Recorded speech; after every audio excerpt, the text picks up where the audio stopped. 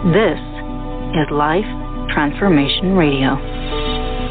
Prepare to engage. Seatbelt activated. Download initiated. Your quantum journey of transformation begins in 3, 2,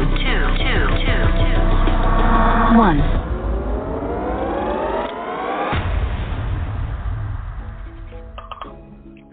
Welcome to Life Transformation Radio. Hi, I'm Rob Actis, best-selling author of The Law of Action, voice actor, business mindset coach, the podcast whisperer, and Mr. Action himself. Life Transformation Radio is heard in over 90 countries. Thank you for joining us from all around the world. Whether this is your first time joining us or you've been listening to Life Transformation Radio for some time, I want to personally thank you. Here at Life Transformation Radio, we are committed to share more about real life, love, the power of possibility, romance, and of course, laughter. We care about helping others find their internal drive and purpose, and we celebrate life's challenges and overcoming them. Please rate and review Life Transformation on your favorite podcast platform. And listen to us live on Mondays and Wednesdays, like you're doing right now here on Blog Talk Radio, with a special bonus episode on Thursdays, recorded live on Clubhouse. Also, personal invitation from me to you. Please join us on Facebook in the Life Transformation Radio community. On the show, my guests are amazing people who are forces for good in the world around them and live a life of transformation. My guest today does just that. Today, Sid Bharath and I discuss having failures in your life and overcoming them. If you want to keep trying new things, not to be afraid to fail, learn how to transform your life through failures and enjoy yourself in the process, this is a show for you. Sid is the CEO and co-founder of Broca, a platform that creates content for your marketing campaigns using AI. He's previously led marketing teams at companies like Thinkific, LemonStand, and much more. Sid has also consulted and run ads for dozens of companies like ClickUp, Typeform, Procurify, and more. Sid, welcome to Life Transformation Radio. Hey, Rob. Thank you so much for having me, and I'm very excited to be here. Absolutely. Like, you are just such a cool guy. The way that I found Sid was I was scrolling through the web, and I found his platform, Broca. And it's an AI platform, which I'm totally fascinated. But what I loved about it was I got involved in the platform and got really excited about it, but there was an about, and I looked up and I found his website. And on that website, I discovered that there's a lot to Sid, the CEO and co-founder of Broca, that I need to share with the world. And so that's what we're going to do here today. Sid has traveled all across the world, and I'm just so excited to have you here today. Thank you, Rob. Yeah, and I'm excited to share that story. So we could go back. So you graduated in 2010 with a degree in engineering. And, you know, I love what you said here. The first part of your story is going to sound familiar. So, you know, you used to work a well-paid corporate job as a management consultant, and then you realized it wasn't what you wanted to do, so you quit, and you left the comfort, and then you decided to explore the world. And I love it. And you go, pretty standard, right? And then at this point, you probably expect that you went to Thailand, and then you wrote a blog, and you started, you know, hanging out on the beach, and you did sort of like that. But what happened?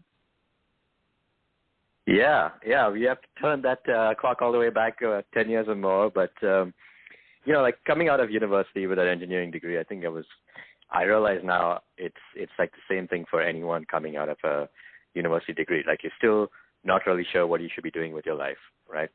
And I was, you know, I did the corporate job. I did management consulting, and before that I did some like software development at a couple of places. And all of that I just realized was not what I really wanted to do. I never felt like when I woke up in the morning I was excited to go to work and to do that stuff. But I didn't know what else I wanted to do, you know. So I decided to go. It wasn't planned, but I decided to go and explore new things. I didn't know where it was going to lead me, and the idea was just let's take it one step at a time.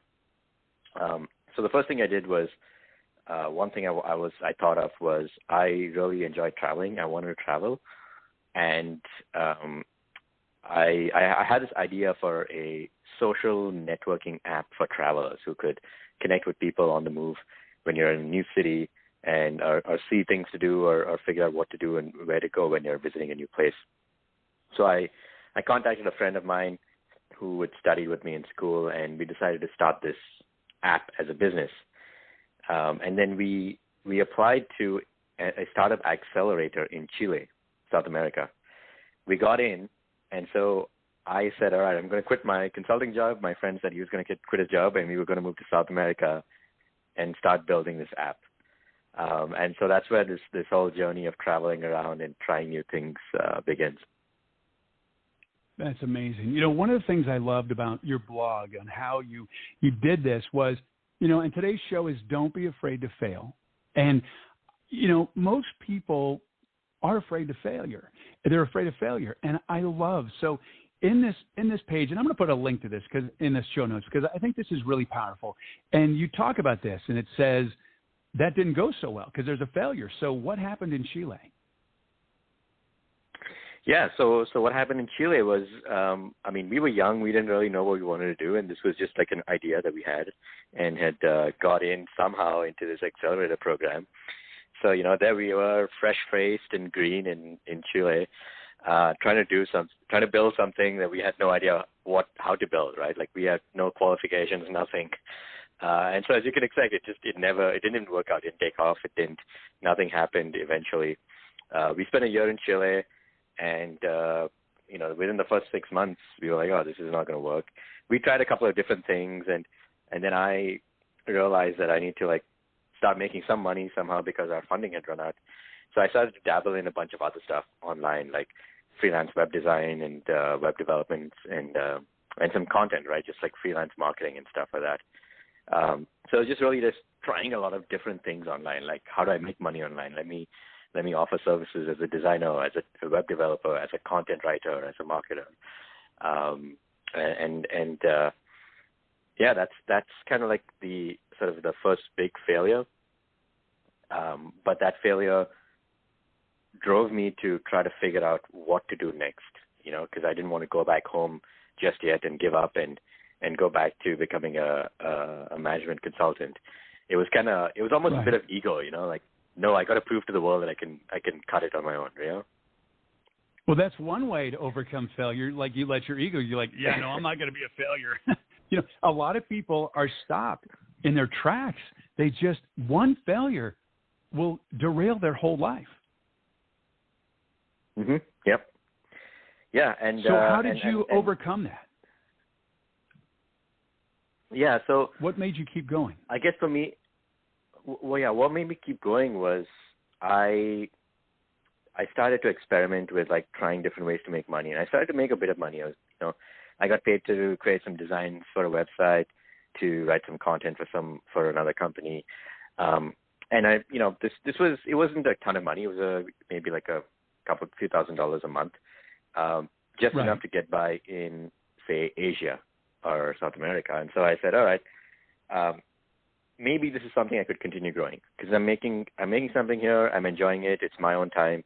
I'm able to live a good life. So maybe I keep going here and seeing where it leads me. Right. So it was, you know, overcoming that failure of Chile was really just about, okay, put it behind me. You failed. What's next now? Because right now you need to start making some money. So let's go figure that out. Right. And let's just see where it takes me. Right. So again, I did not plan to keep doing freelancing online, and that was not my big vision or goal when I went to Chile in the first place. You know, the big vision was to build a big company and to become, you know, to make millions of dollars. But I said, well, this is what's getting me money right now, and let me just lean into it. And if I'm liking it right now, then why not just keep doing it and continue traveling around? And so one of the things I wanted to do always was to go to Thailand and to like learn martial arts. And I said, well, now's probably the best time. You know, I'm sort of working online, I'm making money online, and I have the freedom to move around and to try these things. So after the year in Chile, I went to Southeast Asia, and that kicked off another year of traveling around different countries, Singapore, Vietnam, Thailand, and just like working online and doing experiments online. And so did you do Muay Thai while you were there in Thailand? Yeah, I did. I spent for, I think, 3 to 4 months learning Muay Thai. And then another thing, while I was there in Thailand, I was still doing I was making a few $100 as a content writer, like a couple thousand maybe at most, writing content, like freelance blogging and stuff like that. And it was enough to get by in Thailand, because it's cheap. But I said, okay, what else can I do, right? How else can I make some money? So one of the things I'd read about in a book was, people starting these online e-commerce businesses. In fact, it was the 4-Hour Work Week that I had read. Like, okay, you can start an e-commerce business, you can do drop shipping, and you can sell these products online. And I said, okay, what can I sell online? And in Thailand, where I was doing the Muay Thai stuff, I noticed that there were a lot of other folks over there who wanted like a quick protein snack between workouts. And there was nothing available there, right? Like they would go to the local restaurant and eat like noodles and stuff. So I said, okay, maybe what I can do is I can import some protein snacks from the US and sell them here. Maybe that's a good business. So I tried that. So I started to import them. I started selling it, and then I hit a snag. That was another failure. Basically, the snag was there's a limitation on your import if you're importing Thailand, because below a certain number of protein boxes, it's like a personal purchase, but above a certain number, it's a commercial purchase, and then you have import fees and yada yada, and you need to start a company in Thailand, and for that you need to be a Thai citizen. So there's all these hurdles and stuff, and I kind of just didn't even do any research. I was like, I'm going to import some stuff, and I'm going to resell them over here. I did the first batch and I resold them, and the second batch got hit with import duties, and I said, yeah, you know what, this is not going to work. So this is another failure. Let me try something else. I love that. I think it's so incredible that you keep having failure after failure. And you're like, okay, well, let me try this, and then you move to Vietnam, and I love it. You start a poster business. Like, that's incredible. So tell me about that. Yeah, so the poster business was another idea I had while I was in Thailand, just before I left Thailand. And again, it was part of this whole sort of phase where I was exploring e-commerce and drop shipping, right? And basically the poster business was, there was Shopify made it easy for you to create an online store, and then Printful is a drop shipping supplier of posters. So you just upload some designs and then to your Shopify store, and anyone would come to your Shopify store, would buy a design, and Printful would ship it to them, and I had no work to do, right? Like, I didn't have to do any of the shipping, printing, or none of that. So I hired a guy on Fiverr or something to create some designs, and the idea for the store was it was motivational posters for people going to the gym. And I had this idea because in Thailand, I was going to the gym, and I was doing martial arts there, and they had some motivational posters around. So I said, okay, maybe this could be a business, right? So I could sell to gyms. So I set that up, and then I started to reach out to a bunch of gyms while I was in Asia. I was reaching out to gyms in the U.S. because I was selling in U.S. dollars. I actually made a few sales, and so that was kind of the way I was making money while I was in Vietnam. But my heart wasn't in it. It was just posters, right? It's not like a real long-term viable business, at least. You didn't jump out of bed and go, hey, I'm going to sell some more posters today. It's not a jump out of bed kind of thing. Yeah, exactly. Exactly. No. It made me enough money to survive in Vietnam, but it's not enough for me to go, this is a real thing that I want to do for the rest of my life. So I decided to stop that. And again, that was another failure. But then because I was in Vietnam at that point, I was meeting a lot of other entrepreneurs, other folks who were doing e-commerce and so on. And then I found this blog that was basically an e-commerce blog that was up for sale for $500. And basically the way the blog worked was there was some content around how to start an e-commerce store and yada yada, which I'd done, and I kind of picked up the basics. Right. And then it listed a bunch of tools you could use and the affiliate links. And so it's basically an affiliate site, right? For you create some content, you attract some traffic, you convert that using into affiliate links. And so I said, okay, maybe this is something I can do. Like, I've had a couple of experiences with these e-commerce stores. Haven't really found a great niche, but I'd love to keep trying out new niches. And meanwhile, I can blog about my journey building e-commerce companies using this blog. So I purchased that blog, and that became the next project for me. I love it. You just keep driving. Like, that is not the norm. So what is it about you? You're like, okay, that didn't work. I'm going to try again. That didn't work. I'm going to try again. So is there some mental process, or is it just Sid? Like, what is it?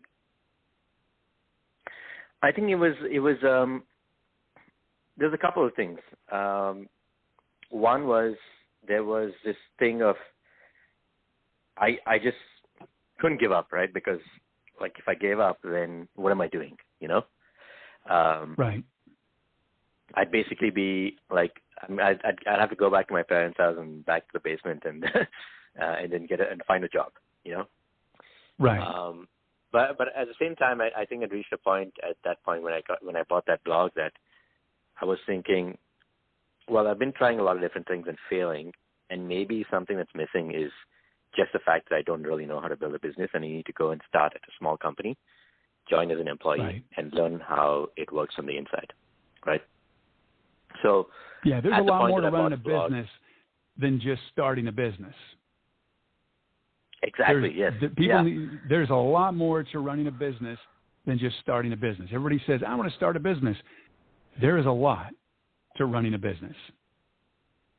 There's a lot.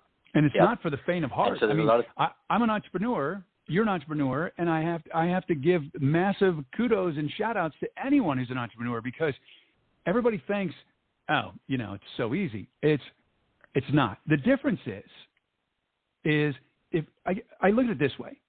Say, for example, you make we'll make it simple. Say you make $40,000 as an employee. Great. Now, imagine for a moment you made $40,000 in your own business. And that's the power, because it's all based on everything that you have done. You get paid at a job whether you perform or not. I mean, eventually you'll lose your job if you don't perform, but you only get paid by the massive action that you take and if you're a success. You can work 40, 60, 80 hours a week, but if you're not doing it right, there's no money. And I think that's the key. And the joy of being an entrepreneur is when money goes into your account, you worked for it and you earned it. And I'm not discounting people that have jobs. I'm just saying there's something magical, and it's almost like the juice is worth the squeeze. It is really hard to be an entrepreneur, really hard. Exactly. And the sense of fulfillment that you have as an entrepreneur, especially when you start hiring employees, to know that you are responsible for them, and then you're providing for them, and they're providing for their family, that's an incredible feeling. There's something magical about that. Yeah, exactly. Yeah. And I mean, I got bitten by the entrepreneurship bug, definitely. But I think I came to a point where I was like, well, I can keep trying and failing, or I could maybe just take a step back, learn a few things about starting a business, and then try again later, right? And I don't think there's anything wrong with taking that approach either. It's just like sort of being very honest with yourself about what skills you have and don't have, where you need to grow as a person to be a good entrepreneur, and then learning the skills and then giving it a real shot, Now, is that LemonStand? Not LemonStand, but was that LemonStand? You worked for them, or you own LemonStand? I worked for them, yeah. So that led me to LemonStand, because when I got that blog was around e-commerce, and so I started to one of the ways I figured, okay, let me drive some traffic to this blog was like, let's interview different e-commerce tools and then publish them on the blog, right, and then have the affiliate link over there. So I I somehow got in touch with the founder of LemonStand, and they were just like a 4 or 5 person startup at that point, and they were an e-commerce platform, kind of like Shopify, right? But we're trying to go out like sort of bigger markets. And so I got in touch with them. I did the interview, and then we just sort of kept in touch. And he mentioned he needed some help with like some content, right? And I was like, well, I've been doing content stuff, and how about I offer some of my services to you as a content marketer. And he was like, yeah, great. So we started working, and I was doing some freelance work. And at this point, I left Vietnam, came back to Canada, and I was in my parents. I was back in my parents' house, right? So I needed not to be in my parents' house and be the adult who was living in his parents' basement. So I was like, well, these guys are in Canada as well, but they're in Vancouver. And so he'd mentioned that he wanted someone full-time to, like, do all the marketing.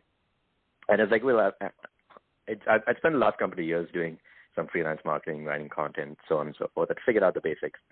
I was like, why not? Maybe I join this company. I'll learn how a company's built. I'll learn how a startup is built. I'll work closely with the CEO and founder. And, of course, I'll be able to move out of my parents' house and go to a new city and live there. And so, yeah, that was the next thing. And I was like, all right, yes, I'll be working for someone else, but I'll learn how to build a company so that in a few years. So my goal was always to leave eventually and to start my own thing, right? I never lost sight of that goal. And everything I did was in service to that goal, was joining a company, learning how to do things, and so on. Yeah, that's a smart way to do it. Yeah. Like, that's just smart. Mm-hmm. And then I think you started a course. The idea is always just... So you started to teach, right? You started a course. You started to teach. Yeah. So Udemy, while I was... You had a course on Udemy. I did, yes. So while I was at LemonStand and I was doing the marketing, I mean, like I said, I still hadn't lost the entrepreneurship itch, right? I never lost that itch. So I said, all right, on the side, in my weekends and free time, let me teach people how to do content marketing, because that's something that I figured out, like how to earn money writing blog content online. So I created an online course on Udemy teaching people how to write content, and I put it out there. And I was making some income on the side. And I was continuing to work at LemonStand. We grew the company, over time, over like a year. And then my online course was not making too much money. And I started to think, all right, like obviously people want to buy the stuff, but like with Udemy, it's just very hard for me to like control who's buying the course and how much setting my own prices. So I need to create my own website that's my own brand, right? So I host the online course of my brand, and I can make way more income there. And I was doing some research, and I found a company in Vancouver as well that was an online course company called Thinkific. They basically created a platform that allows you to host your own online courses. So I met the CEO when he was giving a talk at a local networking event, and we started talking, and I was giving him some ideas about marketing the platform, my experience at LemonStand. And he said, hey, why don't you come join us and help us market it, lead our marketing. And I was like, wow, okay, that's great. And, they were offering me more, and I could see like huge potential in this company. And it was also like a small startup, and I would get sort of like a leadership role to grow it into a big company. And I said, that's a great challenge. And again, all in service of that goal of me eventually building my own business, right? So like I would be here learning how a company operates, how to hire people, how to scale a marketing team, how to scale a company. So I said, yeah, and I took that role. And so I moved on to Thinkific, and that was my... so in essence, what you're doing is you're getting paid to go to school. Like, that's brilliant. Exactly, yeah. Yeah. And then there were only 8 people there at the time when you started, right? Was that? Just a few. Just only 8 people there when you started. Yeah, I think it was just like 7 or 8 people. Was I in employee number 8 or something like that? Yeah. So again, very small number of people at the office. Everyone fit into one tiny room. But it was like everyone was my age. It was all very friendly. And we just had a really great time. So it was like good people to work with, and the work was challenging. Yeah. You're learning a lot. You're doing a lot of stuff. You're getting paid to learn, like you said, and you're having a good time doing it with great people around you. nothing wrong with that. No. Now the successes are starting to pile on. So you had four failures, and now your successes, you're up to 3. So you're starting to catch up, and you're accelerating. And the one thing I want to acknowledge about you, and that I think you can learn a lot from you, is that, one, you don't let fear stop you. And if you have a failure, you just adjust, pivot, go left, go right, go center. And you put yourself in position to have opportunity happen. You ask, and you put yourself out there. And that's one thing that is something that not everyone does. And it's so powerful to be around opportunity and to jump in when you see opportunity and to ask. That's a great point you bring up, Rob, to ask, because I realized, if you don't ask, you don't get. And early on in my career, like when I was at the management consulting firm, I never really didn't ask for like a raise or transfer or anything, right? I just let things happen. But when I was like in my second go working at these startups like LemonStand, Thinkific, I just started asking. I said, hey, can I do this? Hey, can you give me that raise, or can you pay me this much, or can you give me that much equity? And I just found that people would say, yeah, sure, okay, let's go. And so. And the thing is, the reason that you get when you ask is most people don't ask and they don't get. And so when someone does have the breakthrough of fear and they actually ask, people respect you when you're confident and you ask for what you want. And you exactly, you get it. Because the worst that can happen is they say no, and the upside is so much greater than just a no. And when you realize that no will not kill you, it's just a reframe, it's a readjustment, it's a pivot. If you want a raise and you don't get a raise, then you're like, okay, great. I need to do something different to get the attention of the company so they give me a raise. Instead of, they didn't give me a raise. Exactly, yeah. A no is just like you figure out a way to not ask for what you're asking for. Exactly. Reframe, retool. Go away, learn from that no, and look at it as a gift, because you're not doing something in that company that they feel is deserving of a raise. So figure out how you can add more value to the company to get the raise. Exactly. Yep. Okay, now tell me about, so you worked for, is it Gorgias? Was that the company? Is it Gorgias? How do you say that? Gorgias. In San Francisco. Yeah, so that was after my Thinkific experience, and like you said, the success had decided to slowly pick up, right? Like I'd had all these failures, trying out a lot of different things, and I took a step back and said, okay, I'm going to go back into working at a startup now, not like a big company, and really learn how to build companies from ground zero. LemonStand got acquired by Mailchimp. Thinkific is about to IPO next year. So those were like 2 big successes under my belt, and I was the one who like led the early growth there. So my name started to get around as well with various companies in Vancouver. So after Thinkific, I decided I was ready to start a company, know what I wanted to start at that point, right?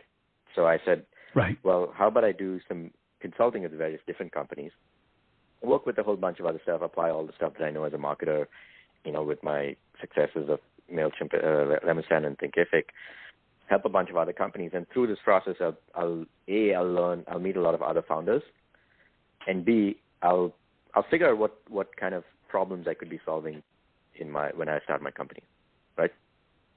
So again, it was all in service of starting a company, but this is more of me going on to sort of like a fact-finding mission. So I started working with a bunch of other companies, Procurify here in Vancouver, a couple of other smaller startups. And then one company, the marketer at that company was very impressed with my work, that they introduced me to a friend of theirs who had started a company in San Francisco, and that was Gorgias. So that company just flew me down to SF, and I started working with them as sort of like a part-time head of marketing person while they found like a full-time person. And again, for me, that was mostly a way for me to network in San Francisco and meet other founders and venture capitalists, because I knew eventually if I started my own company, I'd need those connections. So again, there's me thinking about like 2 years ahead, right? So I was there, and through my experience there, the 3 months turned into like a year of me staying in SF, working with a bunch of other funded startups over there. So now I started learning about the whole VC world, meeting VCs, meeting funded startups. How does that work? How do companies raise rounds? All of that. Yeah, that's interesting. You have to really break through your fear there. Like you have to really get thick skin because VCs are a whole nother world. That's a whole nother world. Exactly. Yeah. And it's all a very like tight network, right? Like it's not easy to break in, but I did. So one of the things I did when I first went to SF was I just reached out a whole bunch of marketers at various startups and said, hey, I'm new to town, would love to get a coffee. And these people are very, very open, very friendly people. Everyone's new into SF in some way or the other. So everyone's open to helping out another newbie. So I started to build my network of marketers who introduced me to a network of founders who then eventually introduced me to a network of VCs. That's kind of how I sort of grew that network. So over the course of a year, I built up a good Rolodex of other founders and VCs who I could then reach out to whenever I needed if I was ever raising a round. Right. Now, does that lead you to where you are today? Yeah, exactly. So around about end of 2019, I came back to Vancouver after my SF experience. And then I was still sort of doing some consulting with various companies at the start of 2020. But when the pandemic hit, that's like a lot of my consulting clients dropped off because they wanted to cut marketing spend. Right. So for me, it was like, okay, now I have a lot of free time on my hands. Now is kind of like the universe telling me to go and start that company. I have no excuses left, right? I have the experience.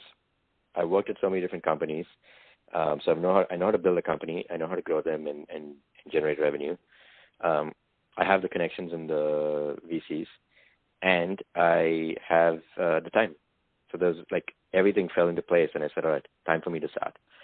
And this idea of using AI to generate content had been around with me for a while because as I worked with various companies as a marketer, that was the one thing I noticed time and again was you needed content, right? You needed, like you're building your brand through a podcast, and companies will build your brand through a blog or through ads or through social media or whatnot, right? And it was all content. You need to create more and more content. It has to be good content. You can't just create rubbish and put it up there and expect things to happen.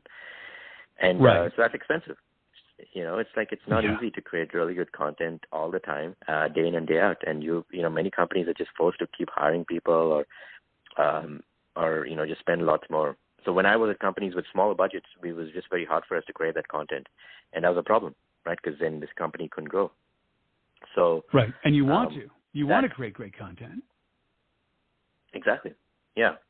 And so that was kind of like where the idea came. It was like, okay, can we use AI to do this, right? And I started to, it was mostly like I spent a lot of time in 2019 just like researching, testing the idea out with various friends, seeing what they thought of it.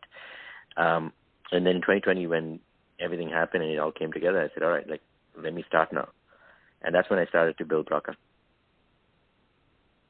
Yeah, that's amazing. Like right in the middle of the pandemic. And there was amazing, like so many things that have happened during this pandemic of just people have just like, all right, it's time. I'm going to start it.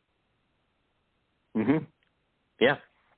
And it was kind of like a forcing function, right? Like the pandemic, a lot of people got laid off and they were forced to think about what does your life look like or what do they want their life to look like. And you realize that, no matter how good you have it at your job or how secure you think your job is, because a lot of people feel safe in a job. It's a secure income and a consistent income. But sometimes something comes along, like a global pandemic, that just changes it all up. And everything, it turns everything upside down. Right? So a lot of people just started thinking, well, maybe a job is not as secure as I thought it was. Maybe I should try to figure it out and take control of my life versus letting a global pandemic control it or random events around the world control it. So yeah, I think it's obviously not a very good time for the world in general, but people, I think they realized that they could indeed take control of their lives. How do you keep trying new things. There's got to be, what's your mindset? Like, do you meditate? Do you stay in the very present moment? Do you get connected to Mother Earth? Do you walk around in the grass barefoot? What do you do? Like, you're kind of unique in that, you know, you have all these failures and you just keep going. Like, I fail all the time and I'm just like, okay, well, let me try something else. And so I think that's why you and I became fast friends, is the fact that I'm like, oh, I'm not the only one. You just keep going. And I always say, I'm just too dumb to know that I can't succeed. Like, I'm just too dumb to know. I mean, all the things that I've done was like, oh, I'm going to go do that. Okay, well, let me just go do that. Yeah. Just too dumb to fail. I guess so. I mean, it's kind of like two sides of the coin, right? One is just like too dumb to fail, but also on the other side of the coin is like knowing that I have skills that people would pay for. So I have the freedom to try things and fail, because I can always return to those skills and get paid for that, right? Right. Like, you can survive. I can try some. You can survive, but you want to thrive. Exactly. Yeah. I'm taking all these risks so that I can try and thrive, right? Like, but if I fail, I don't die. I don't go to zero, because I can still go back to the companies I worked with or talk to new companies and be like, hey, pay me X number of dollars per month. I'll set up your ads for you, right? Like, I could still do that whenever I wanted to. So I know that option is always open to me, and the ability for me to earn an income, at least like a basic income, maybe $5,000-$10,000 a month, as sort of like a freelancer, is always there. So I'm not worried about failure. Right. Well, as we start to wrap things up, I just wanted to delve into AI really quick. The Broca app is really incredible. It writes content for you in a way that is just, I don't know, it's almost like magic. It's really kind of cool. But what I wanted to say is that, my assistant, Brenna, I told her, I said, look, because she writes all the copy for everything, for Life Transformation Radio, all the other podcasts, for everything, for the courses that we create and everything. And she's like, oh, my God, am I going to be out of a job? And I go, absolutely not. We're going to take this. It's going to free up your time so that you can do the fun stuff with me. Like, it's going to elevate. We're going to let the robot take care of all this stuff, and then we're going to amplify and create even more. So I just invite you all, look, AI is really kind of mind-blowing for me. And in a way, yeah, it could be scary. And if you look at it, the genie's already out of the bottle. Like, it's out there. Mm-hmm. So you have to learn to pivot right now and look into the future in a way and see how fast AI is moving, because it's moving really, really fast. Yeah. Yeah, and I like what you said about your assistant there, right? Like, because that's the future, I think, is what is going to happen. And people are afraid AI will take the jobs. But no, AI is going to help you elevate yourself to be a strategist, to think long-term, to think creatively, to think about the big picture, right? So no longer do you have to waste your time and energy on the little things, because it's very draining also to like just have to keep creating new social posts. It's mind-numbing. It's boring. Your assistant doesn't want to keep doing that. She's not going to feel like she's living her life to her fullest potential. But if AI can handle that stuff for her, then she can do the things that she really enjoys doing, like that she cares about, working with you on like thinking about the big picture and seeing the future. Yeah, well, you definitely see the future. You're definitely someone who breaks through their fear. You're definitely someone who just has figured out and mastered how to have a transformed life by embracing failure and just reset, retool, reframe, and away you go. Sid, thank you so much for being here today on Life Transformation Radio. I'm just humbled that you said yes. I was so thrilled. That was so cool. Thank you so much for having me, Rob. This has been really great. And I love your mission here, and I'm happy to be a part of it. Thank you. All right, so if you want to learn more about Sid, you can visit his website at usebroca.com. And when you do reach out to Sid, hey, let him know that you listen to this episode of Life Transformation Radio. Sid, thank you so much for being here today. Thank you, Rob. Talk to you soon. Thank you so much for your support and taking the time out of your busy and precious day to listen to Life Transformation Radio. We so appreciate it. Thank you for allowing me, along with my very special guest, Sid, to touch your heart, move your soul, and inspire you to live a life of transformation. I'm Rob Actis. Until next time.